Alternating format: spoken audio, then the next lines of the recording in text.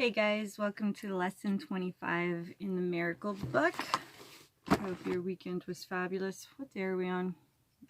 Never mind. Lesson 25 is I do not know what anything is for. I do not know what anything is for. I do not know what anything is for.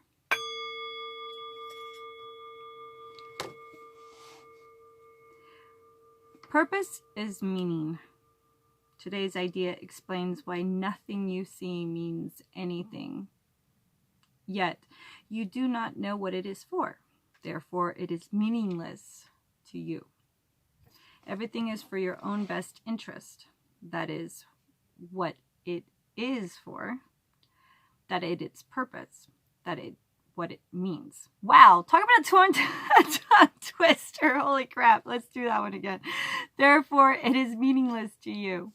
Everything is for your own best interest. That is what it is for. That is its purpose. That is what it means. There we go. It is recognizing this, that your goals become unified. It is in recognizing this that what you see is given meaning. Did you capture that? I'm not quite sure I did. So let's read that again from the beginning and continue on. Purpose is meaning. Today's idea explains why nothing you see means anything. You do not know what it is for. Therefore, it is meaningless to you. Everything for your own best interest. That is what it is for. That is its purpose. That is what it means. It is in recognizing this that your goals become unified. It is in recognizing this that what you see is given meaning. You perceive the world and everything in it as meaningful in terms of ego goals. These goals have nothing to do with your best interests because the ego is not you. This false identification makes you incapable of understanding what anything is for. So if you're coming from your ego, you're jacked. Let's see. As a result, you are bound to misuse it. When you believe this, you will try to withdraw the goals you have assigned to the world instead of attempting to reinforce them. In other words, you're going to wimp out. Don't wimp out. Another way of describing the goals you now perceive is to say that they are all concerned with personal quote-unquote interest. Since you have no personal interest, your goals are really concerned with nothing. So if you're not coming from ego, if you're not coming from a selfish standpoint, if you're not there just for serving yourself, then none of this will matter. Because if you come from the heart, then you're just going to live there and resonate out of that. Since you have no personal interest, your goals are really concerned with nothing. In cherishing them, therefore, you have no goals at all. And thus, you do not know what anything is for, because you're too busy living it, enjoying the moment, to get all caught up in anything of what it's supposed to be or could be. You're busy living in it, being it, living it. Before you can make any sense out of the exercise for today, one more thought is necessary. At the most superficial levels, you do recognize you do recognize purpose. At the most understood at these levels, yes, purpose cannot be understood at these levels. For example, you do understand that a telephone is for the purpose of talking to someone who is not physically in your immediate vicinity. What you do not understand is that you want to reach him for. And it is this that makes your contact with him meaningful or not. So it doesn't matter if you have a way of communicating. If you have nothing to communicate, then why the fuck are you bothering? Don't bother. Just don't do it. If it is crucial that you're learning to be willing to give up the goals you have established for everything. So what works for you now as a habit, and a habit of doing the best you can, coming from a place of integrity, not taking things personal and looking for the winning, not the win-win as opposed to the me. The recognition that they are meaningless rather than quote-unquote good or bad. So it's not that, oh, well, that's a better idea than the other. It's like, is that idea that you're working on now purposeful and have good intent for what is actually happening right now. The only way to accomplish this, the idea for today, is a step in this direction. 6 practice periods, so that's 6. That's the most we've had so far. We're on lesson 25 and we're moving up to 6, guys. 6 practice periods, each of 2-minute duration, so no more of that 1-minute shit. We're doing 2 minutes of 6 a day. So there you go. There's your 12 minutes to self-invest in yourself and all that you create. 6 practice periods, each of 2-minute durations, are required. Each practice period should begin with a low repetition of the idea for today. I do not know what anything is for. I do not know what anything is for. I do not know what anything is for.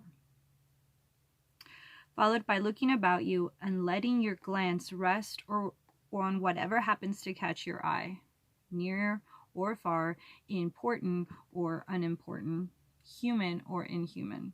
Within your eyes, resting on each subject you so select. Say, for example, the following. I do not know what this chair is for.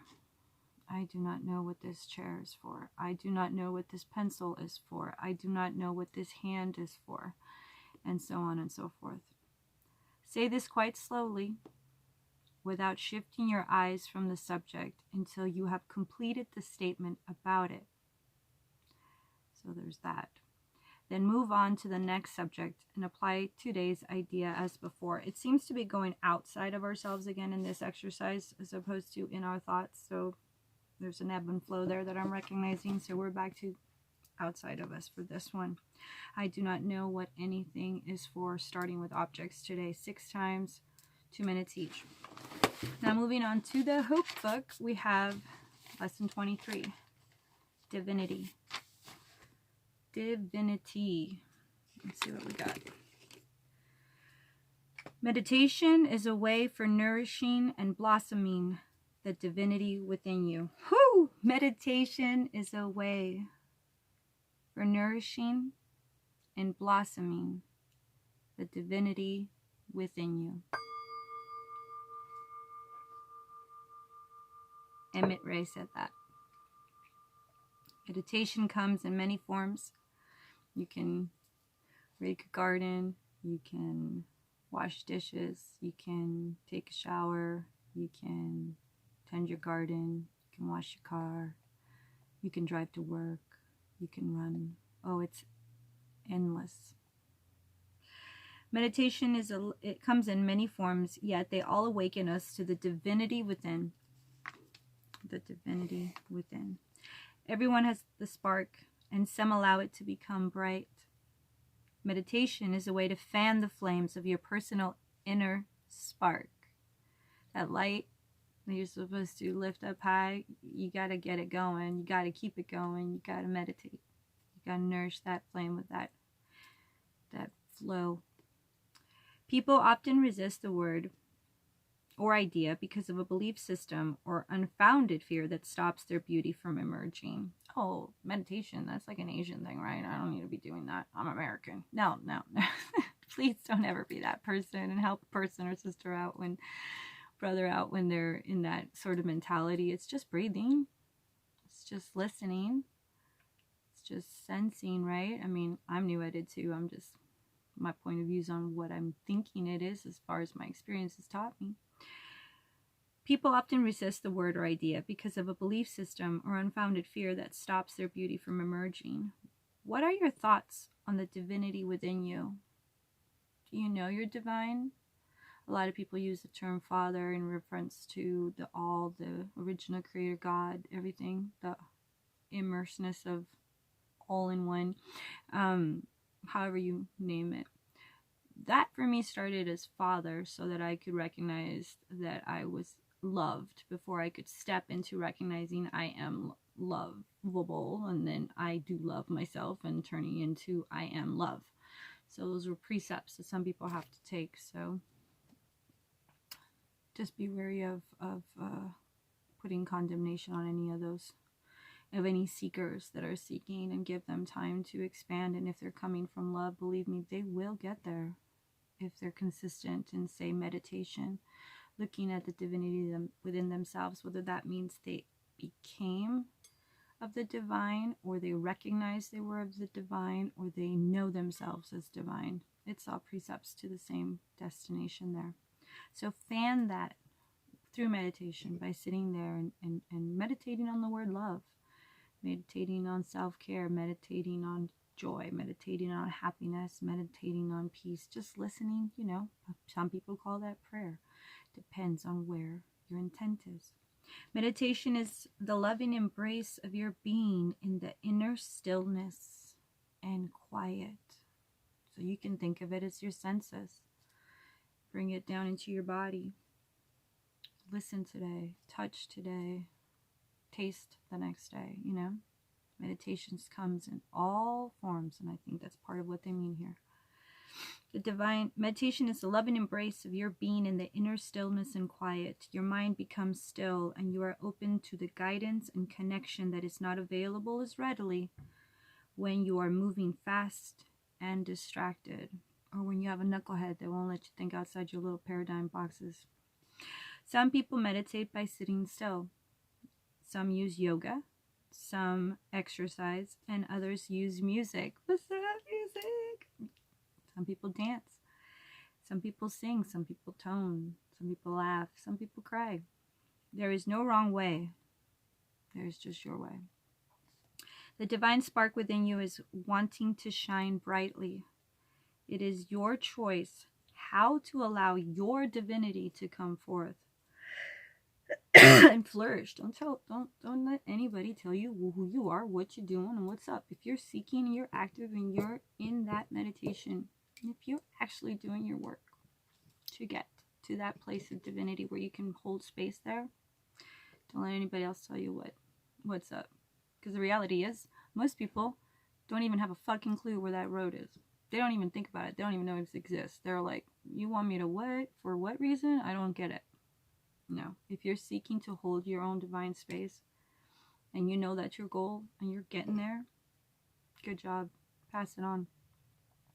The divine spark within you is wanting you to shine brightly. It is your choice to allow your divinity to come forth. No one else's choice but yours. Nourish your inner light and allow your beauty to blossom from within, much like a beautiful rose. Now, the daily application today is to take some time to be quiet and relax. That's hard for a lot of folks. Some folks, like some introspective folks, don't know that. That's really hard for some folks. To take the time to be quiet and relax. What do you mean relax, right? Allow your divine inner spark to shine a bit brighter. Honor where it leads by seeing what it is shining light on within you. What is it showing you about you, or the space around you, or the paradigms that you can easily shift from one to the other in? These are the things you're going to find in meditation. Honor your inner spark by acting in alignment with your divine inspiration. Once you're told who you are, because you recognize it, finally you're able to hear your higher self going, hey, what's up? And you start getting little bits of information about what sparks you up, what makes you happy, what delights you, what motivates you, what gets you going. Practice it. Put it into action, or it'll just drift away. Don't waste it. Honor your inner spark by acting in alignment with your divine inspiration. So take some time. And if you think it'll help, write it down. Alright guys, tomorrow we do Emergence in the Hope book and lesson 26 in the Miracles book. Love you guys. Namaste.